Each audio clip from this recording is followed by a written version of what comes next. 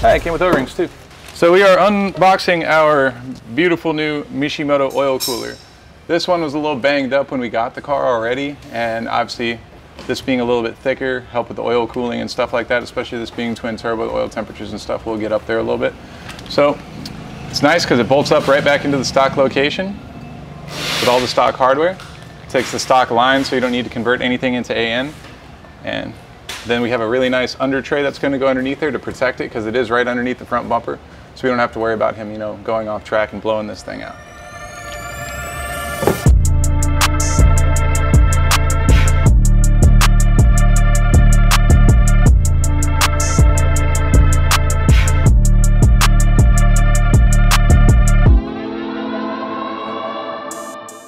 We are removing the front bumper now. We're going to start installing all the cooling system components, a new heat transfer. We're going to get the fan back in there, and then we also have a new intercooler for the twin turbo setup. That's going to work a lot better with the electric water pump that's in there. So first thing, pull this thing off. Figure out how many wires are underneath here, because this thing has all kinds of cameras and sensors and all that other fun stuff.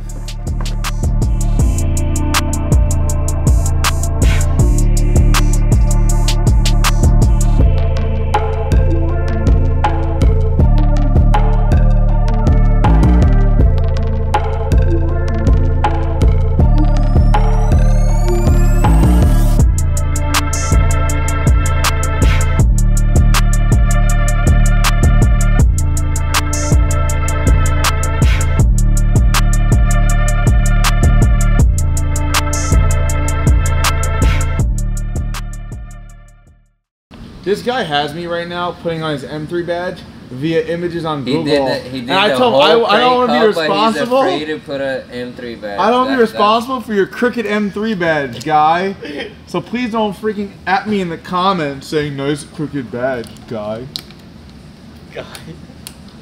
And I'm gonna know my name. They're just gonna call me Guy. Nice crooked badge. Wow, what a nice job we did. Good job, Jordan. Thanks, guys. Now you know it's an M3. This is a very deep center console. Optimistically, we'll make it very easy to mount our hydro in here. So we're going to be using one of the ASD pull-up hydros to put it in the stock location, kind of like how we did Blue Thunder. So that way we don't have a big bar sticking out of here and we don't have to cut up a bunch of our center console.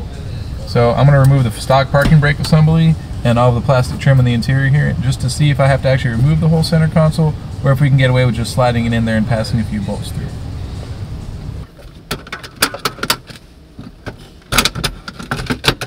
Aha! Ta-da! Handbrake for sale. Let me sit down. You're doing a terrible job. I'm sure your dad told you that all the time. Every time.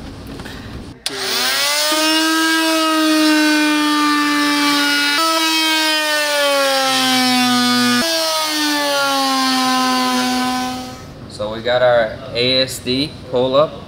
This is the hard part now, where we gotta actually figure out which hydro is gonna work. I have a pull-up on my E36 for Drift Week, but it's way too far back and I'm like a little dinosaur trying to pull that thing up. So hopefully this one, like this is the one that RTR uses in all the cars, even the demo cars. So I believe that with this cutout, what do you think with this bend? Yeah, it should notch up so that way we don't have to pitch it at such a weird angle to get it to get up the center console. Just seems like a good flow. So yeah, we're gonna see if we can make it fit. This basically is sitting right where the stock parking brake was mounted. It lines up clear. We still got access to our buttons. You pull up easy. Yeah, we can pull up easy, and with that little bit that I trimmed out of the center console, we have access to our reservoir too, which is perfect. So now we just got to make some kind of bracket. Since we don't want to weld in here because of the seats and the interior and stuff, we're going to try and make a bracket that bolts up to the original parking brake hardware, because there's big 8mm studs and there's 3 of them. So I think if we use that and make some kind of bracket out of some decently thick steel, it's going to be easier than us trying to get in here and weld or having to remove the entire center console. Alright, so this is his OEM steering wheel that we removed. Stock steering wheel is made out of some kind of leather material that is really slippery. Whenever you're driving, your hands will start slipping, especially if your hands get all sweaty. So we have this nice unit here that we got to transfer all of our buttons and airbag and all that fun stuff to over. It's made of suede material, so with driving gloves or without driving gloves, you'll have a little bit more grip on the wheel. I'm going to wrap it up so that I don't get it all dirty. This is set in on Take photos, guys. You know how everything goes. Hey, long time no see. Making a bracket for Hydro for Drift Week. A removable one. It's so dark in here.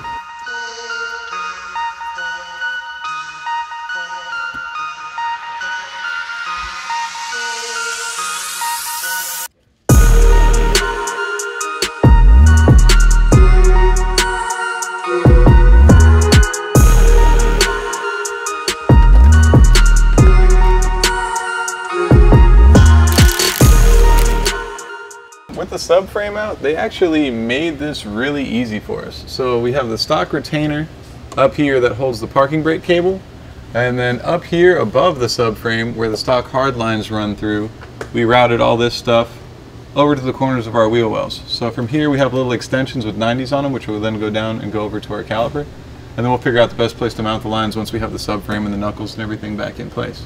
But it's probably the easiest dual caliper line install I've done so far.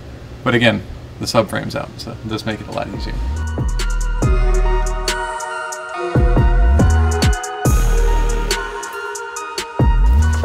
Due to the nature of our first fire with this car, we decided to go ahead and put a fire suppression system. Not going to be routed like a lot of the FD cars and stuff are, where you have it in the driver's compartment. You're not really worried about the interior of this car, but the engine bay and the gas tank and the stock fuel lines that run underneath the car. So we're going to mount this in the trunk, and we're going to run this aluminum hardline underneath the car and put one nozzle probably spraying right where the fuel lid is for the high pressure side, or the low pressure fuel pump, and then run it underneath so it's pointing two nozzles at the fuel lines because they are plastic, so God forbid anything ever pops those. And then we're going to put two nozzles right on the turbo side near where the downpipes and the oil feed and return lines are. So if anything ever happens again, it doesn't take us 3 fire extinguishers to put it out because this is going to spray directly on where the problem is. All right, so we found this beautiful little cubby hole. How's that fit? Oh yeah. So that's going to go right there. Now let it go. See if it closes. Oh yeah, that's where it's going.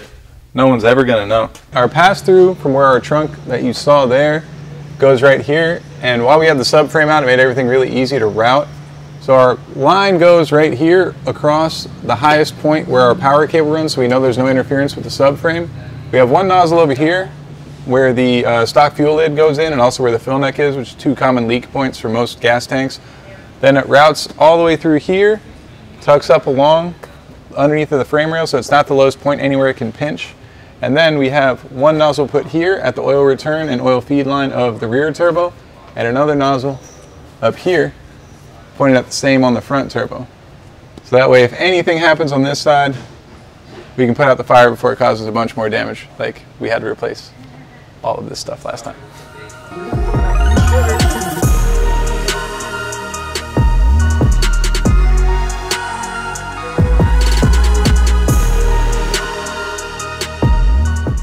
All right, so we ended up doing a hydro location in where the stock e-brake goes. Same thing we did on Blue Thunder. That way Duarte could keep all of his interior. It's out of the way, it's very clean. It matches the body lines right here on it. Really easy to install. I made a plate for it. There was 3 nuts and bolts that were already set for the factory location. So I just made a plate, bolted that down to it, and then took 2 extra bolts to bolt up the hydro. And as you can see, she's in there, ready to get wired up. Nice little project. So I'll probably have a few of these. I made like 4 or 5 extras if anybody has an F80 and wants the bracket, so you can weld up your own hydro to it if you order a hydro from us. But you have to order a hydro from us or I'm not selling you the part.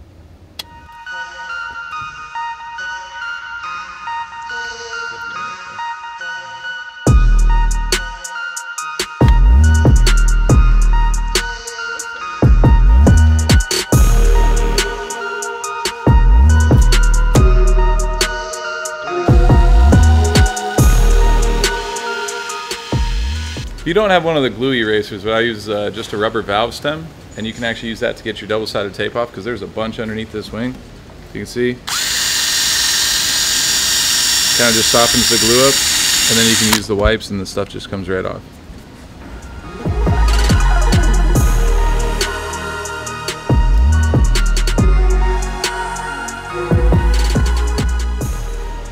So we got Apex wheels, just came in today. We got 10s for the rear and 8.5s for the front, with high offset for the front because we need to clear everything and then not stick out 10 feet past the fender. So we're gonna get some tires on these, put them on the car. Show me. Show me. Put them on backwards.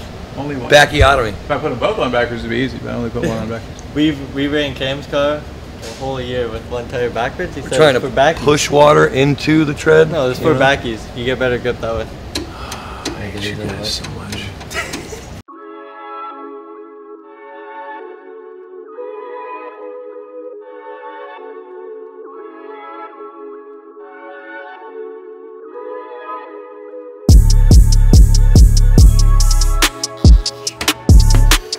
Hey, Chris. I mounted this tire backwards.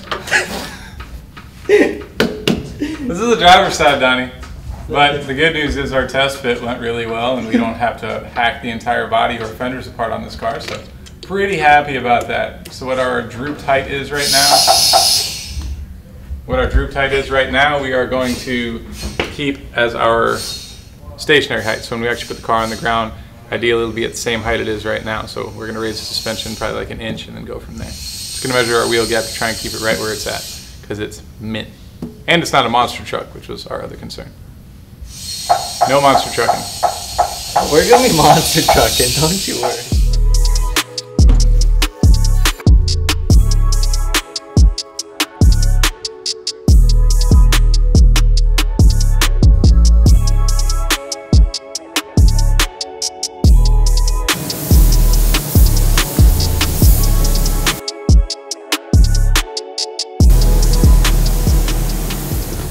Yeah, got a really cool like GTS hood. Is that what it is? I have no idea. Something like that. It's got a big hole in it. Gets heat out. Probably lets water in. So our guy just painted it. Now we're gonna swap this thing out.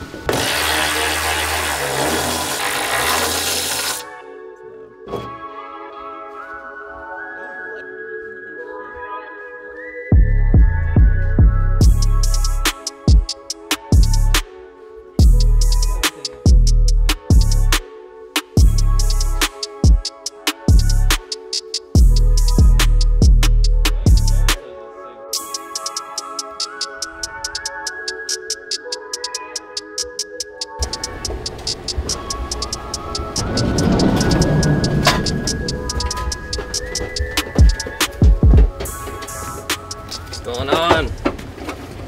So we are 3 days before we leave, right?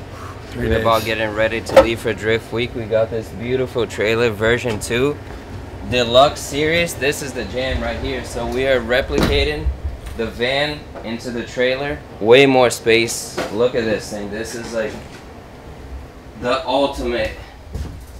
We can actually make lines there, have everything stored properly. We don't have to worry about things like not finding things in the little trailer. It's getting a bit chaotic to find parts that we need, so I think this is gonna work really well this time. This is pretty much gonna be the long hauler trailer, and then the van we're still gonna use for small events, like events that we only have to drive maybe 16 hours total, but driving for 45 hours, 50 hours with the van pulling a 5,000 pound trailer wasn't working anymore, but this is gonna be it. So this thing, we can haul seats, we can haul a lot of big items that we couldn't before, and we're just gonna make it happen and get to Drift Week, have fun, enjoy more driving, less issues, hopefully, right?